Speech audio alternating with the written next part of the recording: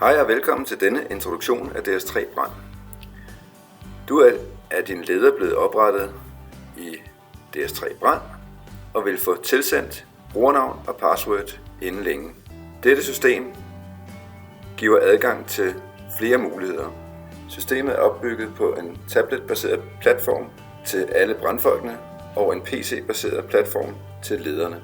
Via tablet vil du have adgang til diverse funktioner, som jeg nu vil gennemgå i denne introduktionsvideo. Der er mulighed for at logge ind på Responder-modulet, som vi kalder det, via tablet og PC. Systemet er beregnet og produceret til at fungere på tablet, og derfor kan det godt se lidt mærkeligt ud på PC'en, men dette vil jeg vise dig, hvordan man kan få til at se bedre ud. Jeg vil først vise dig, hvordan man logger ind, og derefter gennemgå de forskellige funktioner. Du starter med at indtaste brugernavn og password og trykker på login.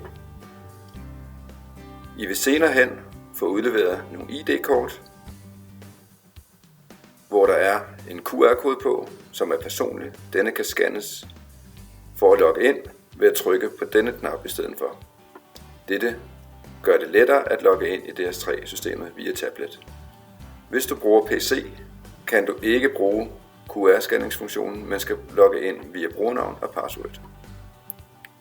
Vi starter med at logge ind. Hvis du bruger en browser, hvor vi anbefaler at bruge Google Chrome, kan det godt se mærkeligt ud til at starte med. Du skal gå herop i højre hjørne og trykke på de 3 streger og zoome ned til 50%, og derved kommer det til at se ud som på tabletten ude på stationerne. Det første billede, der møder dig, er dette. Der er nogle forskellige funktioner, som man har valgt, som skal være aktive til at starte med. Oppe i toppen, der kan du se, hvilken funktion du har. Det er vigtigt, at du fra starten af sætter den rigtige funktion, så du derved får de rigtige informationer fra din ledelse. Derefter kan du se, hvilket beredskab du hører til, dit navn, en hovedmenu og mulighed for at logge ud igen. Herudover er der forskellige funktioner og muligheder i DS3. Disse funktioner, som du ser her, er de første, som systemet tilbyder ved opstart, men efterfølgende vil der komme flere funktioner til, og flere knapper vil blive synlige. Blandt andet vil du fremover kunne lave vognkontrol. Vi starter med mine oplysninger. Her er det vigtigt, at du går ind fra starten af, når du er logget ind, og sætter de rigtige informationer, så din ledelse har overblik over dig og dine funktioner og dine kurser. På første billede har du mulighed for at angive navn, telefonnummer, e-mailadresser. Du har mulighed for at vælge, hvilke kontaktpersoner, som din organisation skal kontakte, hvis der skulle ske der noget. De kan også se, hvilken relation vedkommende har til dig. Du har mulighed for at indsætte andre færdigheder, dit tjenestenummer, din funktion. På tabletten har du mulighed for at tage et billede af dig selv, så ledelsen kan se et billede af dig. Du har mulighed for at angive din fødselsdato, kurser, kørekortoplysninger, notater, som er synlige for ledelsen, og der vil være mulighed for at skrive emner ind, som kunne debatteres på en eventuel kommende mus-samtale. Jeg vil hurtigt gennemgå funktionerne og hvordan du redigerer i dem. På denne pind trykker du. Herved får du adgang til at kunne ændre fornavn, efternavn, e-mail, telefonnummer osv. Du har mulighed for at ansætte en funktion. Det er funktioner, som ledelsen ansætter, så du kan ikke selv skrive en funktion, men vælge en fra drop-down-listen. Du kan angive din fødselsdato. Du har også mulighed for at ændre dit password, hvis du vil have ændret passwordet. Bemærk, at det ikke skal ændres hver 3. måned, men er et blivende password.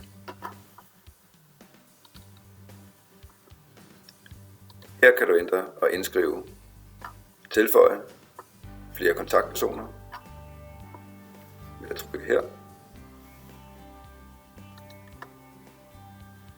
Andre færdigheder er de kurser og andre færdigheder, som du har tillagt dig igennem din uddannelse og karriere.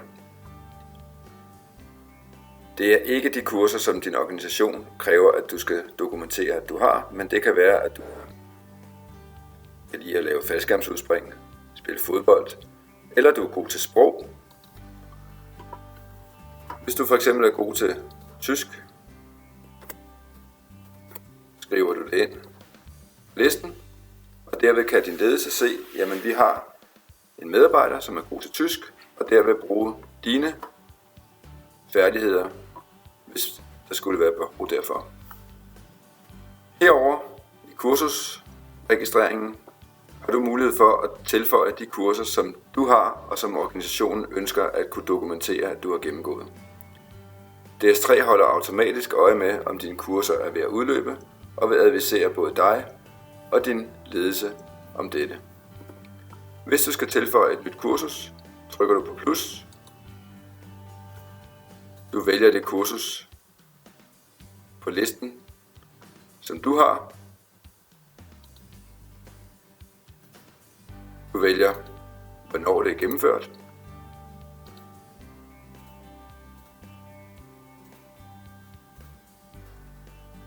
Hvornår du sidste gang har været til refresher eller genopfriskning, og hvornår det udløber.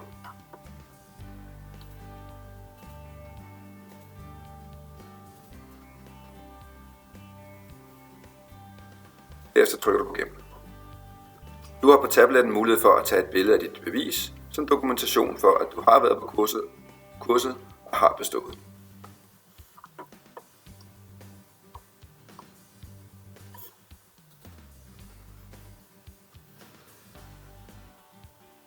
Nu kan du se, nu er det nye kursus kommet på, holdet fællesdel, og det er gyldigt. Her kan du redigere og indtaste dine kørekortsoplysninger. Du kan holde øje med, hvornår det skal fornyes. Hvis du får en ny kategori, trykker du på redigere og sætter den ind på den pågældende kategori.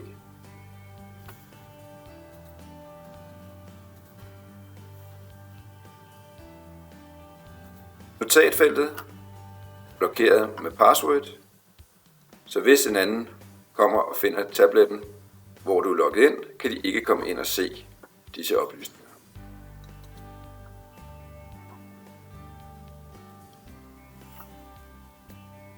Herudover byder systemet på flere andre funktioner, blandt andet skadesanmeldelse, hvor du har mulighed for at oprette skader på køretøj, skader på udstyr eller skader på tredjemands ejendom. Du har mulighed for at trykke på denne knap, hvis du vil modtage skadesanmeldelsen til forsikringen på e-mail. Den vil automatisk blive sendt til den e-mail, som er registreret i systemet. Når du skal oprette en anmeldelse, trykker du på Opret anmeldelse. Du vælger den enhed, som der er sket en skade på, eller den genstand, udstyr, som der er sket en skade på. Det skal bemærkes, at alle enheder og alt udstyr bliver mærket med en QR-kode, som man kan scanne med tabletten ved at trykke på denne blå bjælke, og derved ikke skulle vælge en drop-down.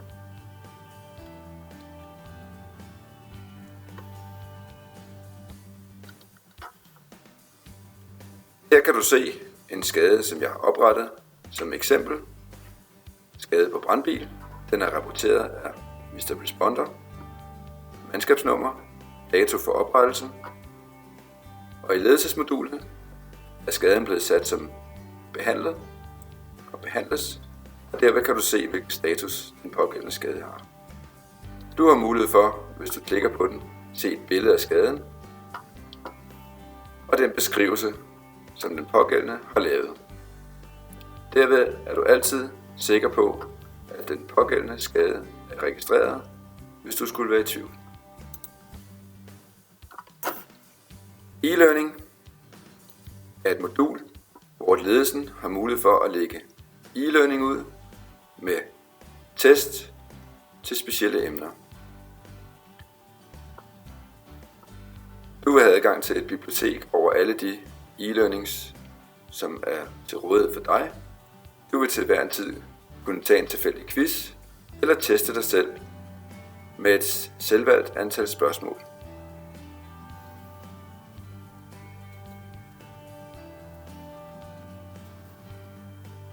Under telefonnummer finder du alle numre til de brugere, der er oprettet i systemet. Du kan søge eller scrolle nedad. Numre til mobiltelefoner vil være tilgængelige, når ledelsen har indtastet dette i systemet. Ligeledes vil der være adgang til de SIGNE-numre, som ledelsen har indtastet i DS3.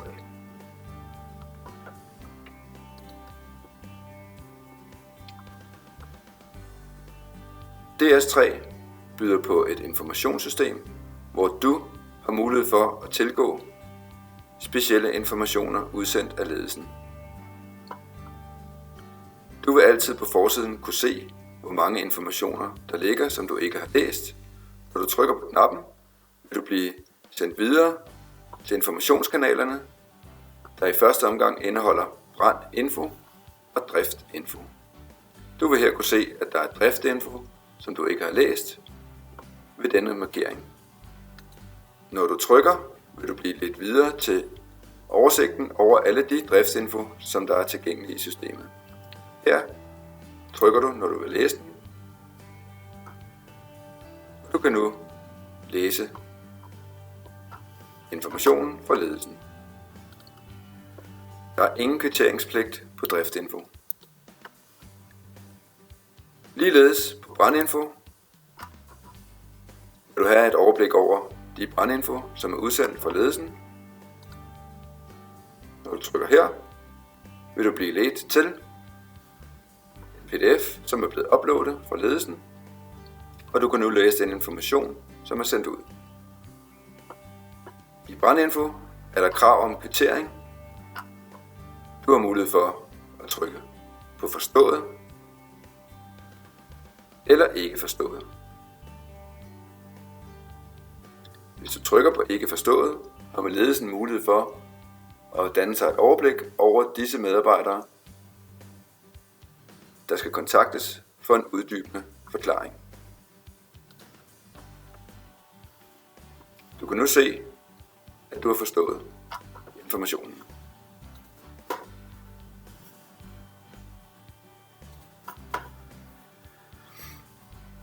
Derudover byder DS3 Brand på en dokumentdatabase, som altid vil være tilgængelig på både tablet og PC. Du har som bruger af DS3 Brand læserettigheder til alle uploadede dokumenter.